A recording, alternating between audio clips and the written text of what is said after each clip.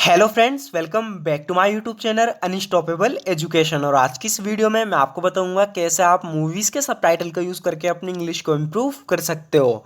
So friend, एक बहुत ही बेहतरीन तरीका है इंग्लिश सीखने का। अगर आप भी अपनी इंग्लिश को इम्प्रूव करना चाहते हो और इंग्लिश अच्छे से बोलना चाहते हो तो इस वीडियो को एंड तक ज़रूर देखना।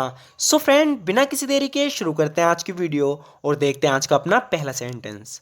सो फ्रेंड्स, यहाँ पर ये बोल रही है कि मुझे तुम्हारे कमरे में मिला, ये किसका है। इसे इंग्लिश में बोलेंगे I found this in your room, who does it belong to. I found this in your room, who does it belong to. तो इसको इसके कमरे में कोई चीज़ मिली है तो इससे पूछ रही है कि I found this in your room, who does it belong to, यानी मुझे तुम्हारे कमरे में मिला, ये किसका है। तो कह रहा है कि ये मेरा नहीं है, this isn't mine. This isn't mine यानी कि ये मेरा नहीं है, दिस इजंट माइन। तो यहाँ पर ये कह रही है ये मेरा भी नहीं है। इस इंग्लिश में बोलेंगे it's not mine either. It's not mine either यानी कि ये मेरा भी नहीं है, इट्स नॉट माइन ईदर। अगर ये तुम्हारा नहीं है तो किसका है। इस इंग्लिश में बोलेंगे if it's not yours then whose is it. If it's not yours then whose is it, यानी अगर ये तुम्हारा नहीं है तो किसका है। If it's not yours then whose is it. कल रात हम एक पार्टी कर रहे हैं, we are having a party tomorrow night. We are having a party tomorrow night. तो इसको इनवाइट कर रही है, कह रही है इससे कि कल रात हम एक पार्टी कर रहे हैं, we are having a party tomorrow night. अगर तुम चाहो तो आ सकते हो, you can come if you want. You can come if you want यानी अगर तुम चाहो तो आ सकते हो, you can come if you want. मैंने हमेशा से ऑस्ट्रेलिया जाने का सपना देखा है। तो अपने सपने के बारे में बता रही है, इसने बचपन से ये चाहा कि एक बार ऑस्ट्रेलिया हो जाए। तो कह रही है कि मैंने हमेशा से ऑस्ट्रेलिया जाने का सपना देखा है। इस इंग्लिश में बोलेंगे I have always dreamed of going to Australia. I have always dreamed of going to Australia यानी मैंने हमेशा से ऑस्ट्रेलिया जाने का सपना देखा है। I have always dreamed of going to Australia. लगभग हर कोई जिसे मैं जानती हूँ वो कम से कम एक बार ऑस्ट्रेलिया होकर आया है। Almost everybody I know has been to Australia at least once. कह रही है कि almost everybody I know has been to Australia at least once, यानी कि लगभग हर कोई जिसे मैं जानती हूँ वो कम से कम एक बार तो ऑस्ट्रेलिया होकर आया है। Almost everybody I know has been to Australia at least once. लेकिन मैं वहाँ कभी नहीं गई, but I have never been there. But I have never been there, लेकिन मैं वहाँ कभी नहीं गई, but I have never been there. तो फ्रेंड, किसी भी जगह के बारे में बात हो रही हो, अगर आप कहना चाहते हो कि मैं उस जगह पर कभी नहीं गया यानी मैं वहाँ कभी नहीं गया, तो आप सिंपली बोलोगे I have never been there. जैसे कि हाँ, बोल रही है लेकिन मैं वहाँ कभी नहीं गई, but I have never been there. तुम्हारा टॉम नाम का एक लड़का है। तो यहाँ पे किससे पूछताछ कर रहा है, कह रहा है कि तुम्हारा टॉम नाम का एक लड़का है ना। इस इंग्लिश में बोलेंगे you have a son named Tom, don't you. You have a son named Tom, don't you. कह रहा है कि तुम्हारा टॉम नाम का एक लड़का है ना। You have a son named Tom, don't you. तो कह रही है हाँ, मेरे टॉम नाम का एक लड़का है। या I do have a son named Tom.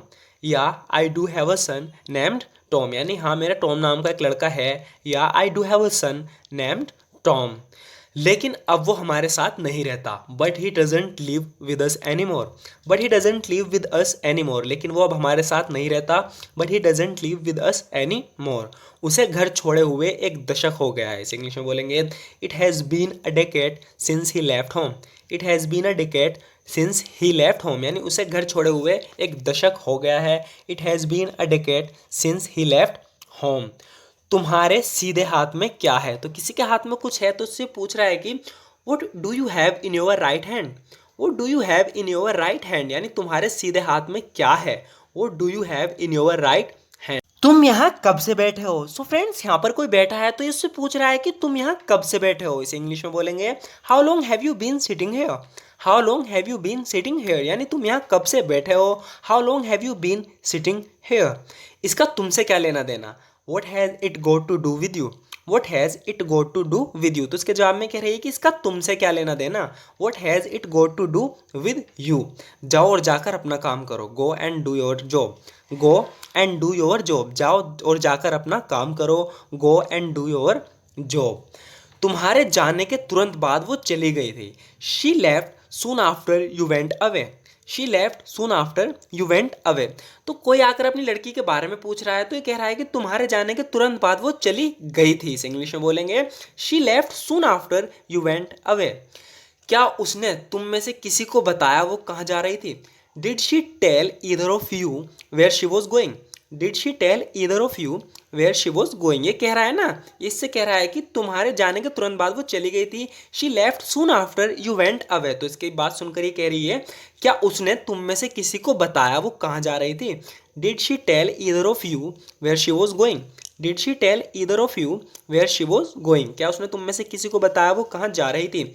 मुझे लगा तुम मुझ पर यकीन नहीं करोगे। आई thought you wouldn't believe me. I thought you wouldn't believe मी, तो किससे कह रही है कि मुझे लगा था तुम मुझ पर यकीन नहीं करोगे, विश्वास नहीं करोगे। आई थॉट यू वुडंट बिलीव मी, इसलिए मुझे लगा तुम्हें ना बताकर बताना ही बेहतर रहेगा। That's why I thought it would be better not to tell you. That's why I thought it would be better not to tell you, तो यहाँ पर ये किससे कह रही है कि I thought you wouldn't believe me, मुझे लगा था तुम मुझ पर यकीन नहीं करोगे। दैट्स वाई, इसीलिए, आई थॉट, मैंने सोचा, it would be better not to tell you, तुम्हें ना बताना ही बेहतर रहेगा। मैं यहाँ तुम्हारी मदद करने के इरादे से आया था। I came here with the intention of helping you. I came here with the intention of helping you, यानी मैं यहाँ तुम्हारे मदद करने के इरादे से आया था। I came here with the intention of helping you. मेरे खुश ना होने की वजह तुम हो, इसे इंग्लिश में बोलेंगे you are the reason why I am not happy. You are the reason why I am not happy, कह रही है कि मेरे खुश ना होने की वजह तुम हो।